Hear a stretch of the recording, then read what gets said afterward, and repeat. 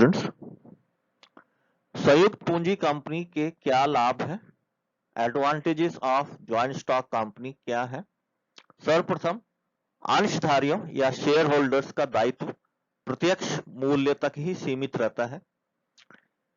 संयुक्त पूंजी कंपनी में अधिक लोग धन लगाने को प्रेरित रहते हैं, अतः आधुनिक उद्योग चलाने के लिए अधिक पूंजी संग्रहित किया जा सकती है।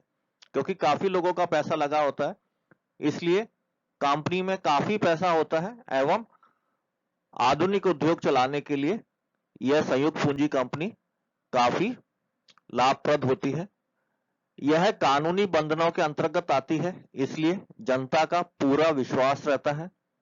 अधिक सदस्य होने से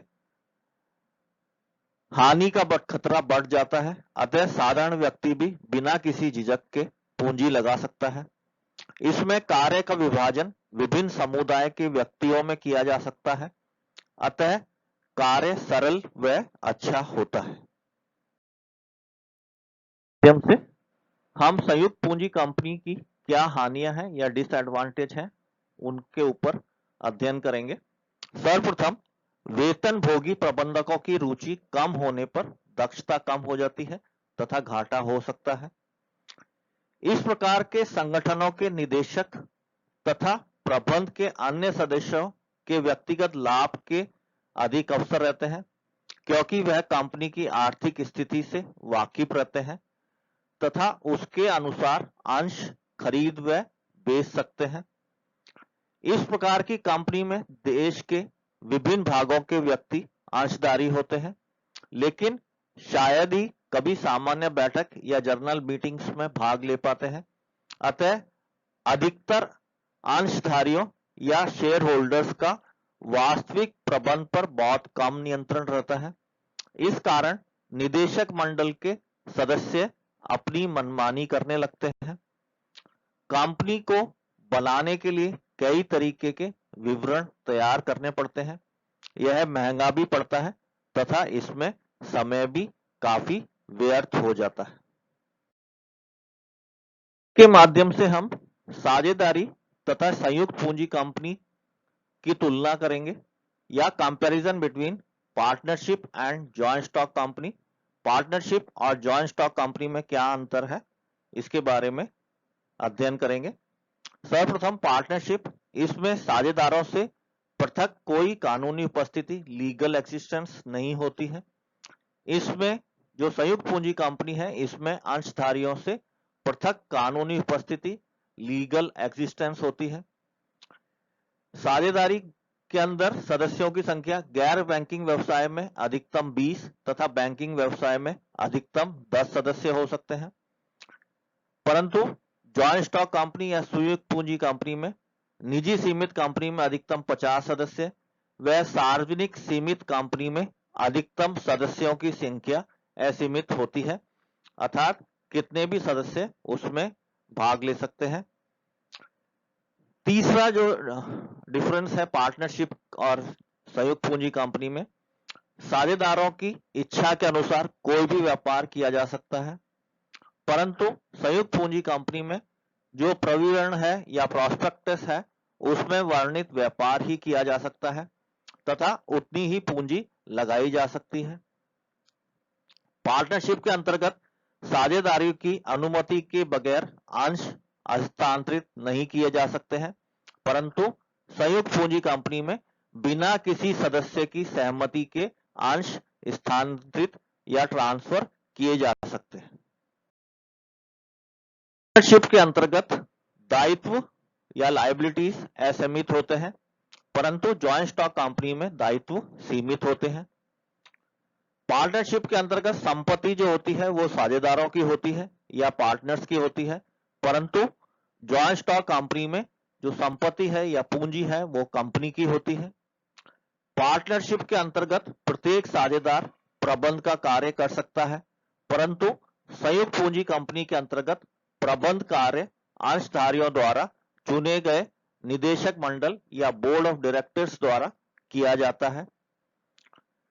पार्टनरशिप के अंतर्गत लेखा, बैलेंस शीट व अन्य विभिन्न प्रकार के विवरण रजिस्टर एवं सूचनाएं तैयार करने की आवश्यकता नहीं होती है, परंतु जॉइंट स्टॉक कंपनी में यह सभी कार्य आवश्यक है तथा ऐसा ना करने पर कंपनी सरकार की ओर से दंड भी पा सकती है।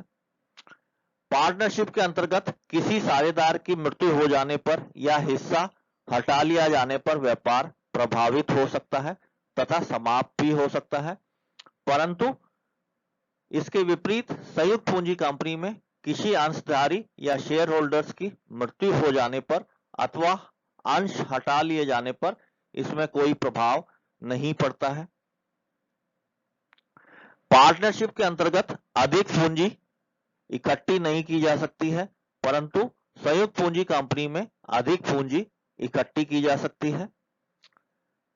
पार्टनरशिप के अंतर्गत इसमें नियंत्रण साझेदारों में बटा होने से प्रबंधन में परेशानी उत्पन्न हो सकती है, परंतु इसके विपरीत संयुक्त पूंजी कंपनी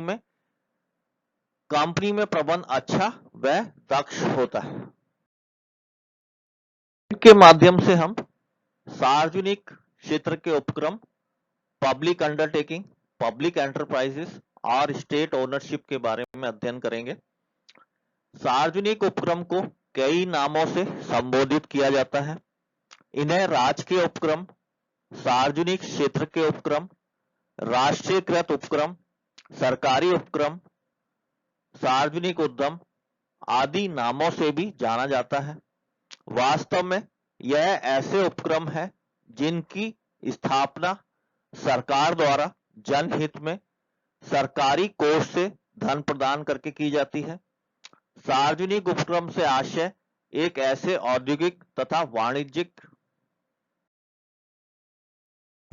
उपक्रम से है जिसका स्वामित्व, प्रबंधन, संचालन तथा नियंत्रण केंद्रीय सरकार सेंट्रल गवर्नमेंट, राज्य सरकार स्टेट गवर्नमेंट और केंद्रीय तथा राज्य सरकार या सरकारों अथवा किसी अन्य सार्वजनिक प्राधिकरण और पब्लिक अथॉरिटी के अधीन होती है।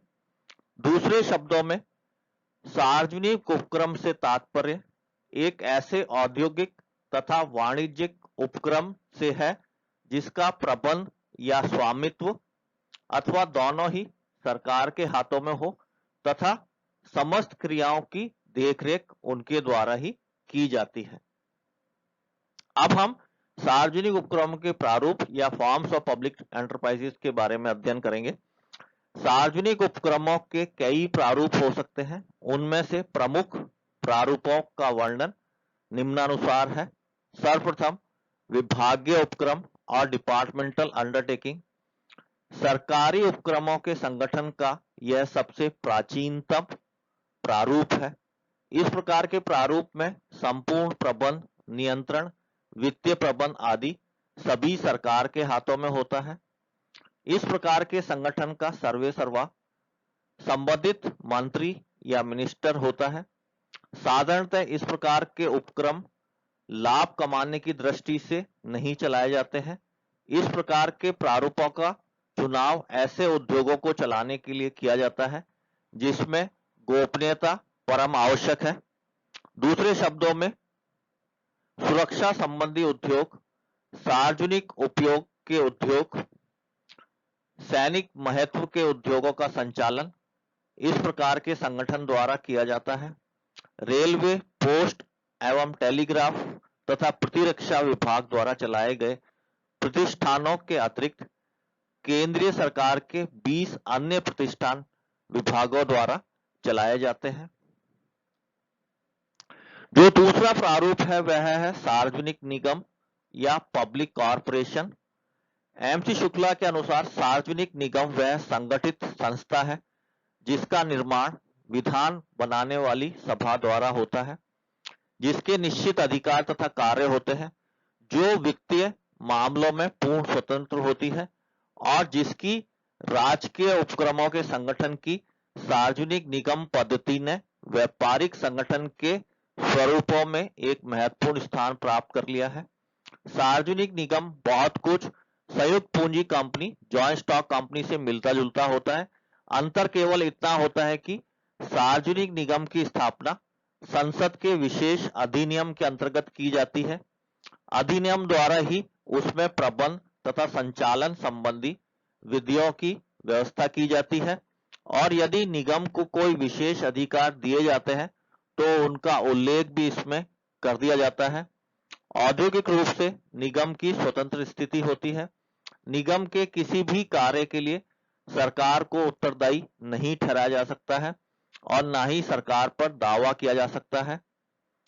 निगम के लिए वैधानिक रूप से यह आवश्यक नहीं है कि वह अपनी नीति निर्धारण करने, महत्वपूर्ण मामलों में निर्णय लेने, अधिकारियों की नियुक्ति करने आदि में सरकार से सलाह ले, परंतु कभी-कभी ऐसा आवश्यक कर दिया जाता है कि सरकार नीति का या पॉलिसीज का मार्गदर्शन करे। दामोदर वैली कॉरपोरेशन, औद्योगिक वित्त निगम, Indian airlines corporation, food corporation of India, cement corporation of India, राष्ट्रीय वस्त्र निगम, जीवन बीमा निगम आदि सभी इसके अंतर्गत आते हैं। तीसरी तरीके का प्रारूप है कंपनी प्रारूप और कंपनी फॉर्म ऑफ ऑर्गेनाइजेशन। सार्वजनिक उपक्रमों के संगठन का एक महत्वपूर्ण प्रारूप संयुक्त पूंजी कंपनी है। सरकारी स्वामित्व होने के कारण इन कंपनियों को सरकारी कंपनी भी कहते हैं। कंपनी अधिनियम की धारा 617 के अनुसार सरकारी कंपनियों से आशय एक ऐसी कंपनी से है जिसका प्रदत्त अंश पूंजी पेड अप शेयर कैपिटल का कम से कम 51% 51% भाग केंद्रीय सरकार या किसी राज्य सरकार या सरकारों या अंशतः केंद्रीय और अंशतः एक ही या अधिक राज्य सरकारों के पास हो। सरकारी कंपनियों के अंतर्गत यह कंपनी भी शामिल कर ली जाती है जो किसी सरकारी कंपनी की सहायक कंपनी या सब्सिडियरी होती है। सरकार उपक्रम में एक प्रमुख अंशधारी या शेयर होल्डर बन जाती है। अंश भारत के राष्ट्रपति के नाम से आवंटित किए जाते हैं। संबंधित मंत्रालय अथवा राज्य के विभाग प्रमुख अंशधारी के अधिकारों का प्रयोग करते हैं। Bharat electronics limited, Hindustan machine tools HMT, Sindri fertilizer factory, Hindustan shipyard, Hindustan steel limited, Odisha mining corporation, Rashtriya Audyogik Vikas Nigam, state trading corporation आदि इसके अंतर्गत आते हैं। जो अगला प्रारूप है वो है बोर्ड या मंडल द्वारा प्रबंध, state enterprises manage by board. राजकीय उपक्रमों के प्रबंध एवं संचालन की एक विधि बोर्ड या संगठन है। इस बोर्ड में विभिन्न संबंधित मंत्रालयों के प्रतिनिधियों को सम्मिलित किया जाता है। इसकी स्थापना का उद्देश्य राजकीय उपक्रमों के नियमों से अधिक सुदृढ़ एवं शीघ्र निर्णय लेना होता है तथा समन्वय को सरल करना होता है। हमारे देश में कई बोर्ड बनाए गए हैं जैसे Bhakra control board, Chambal control board, कोयला control board, all India handicrafts board आदि है। जो अगला प्रारूप है वह है मिश्रित निगम और मिक्स्ड कॉरपोरेशन। मिश्रित निगम से आशय ऐसे निगम से है जिसका स्वामित्व तथा प्रबंध में सरकार तथा निजी क्षेत्रों का मिश्रण हो, अर्थात इसमें पूंजी सरकार तथा निजी क्षेत्र के व्यक्तियों द्वारा लगाई जाती है तथा इसके प्रबंध के लिए संचालक मंडल का चुनाव निजी तथा सरकारी क्षेत्र के अंशधारी करते हैं। इसकी स्थापना से सार्वजनिक उपक्रमों की सफलता की आशा निजी क्षेत्र के समान ही की जा सकती है।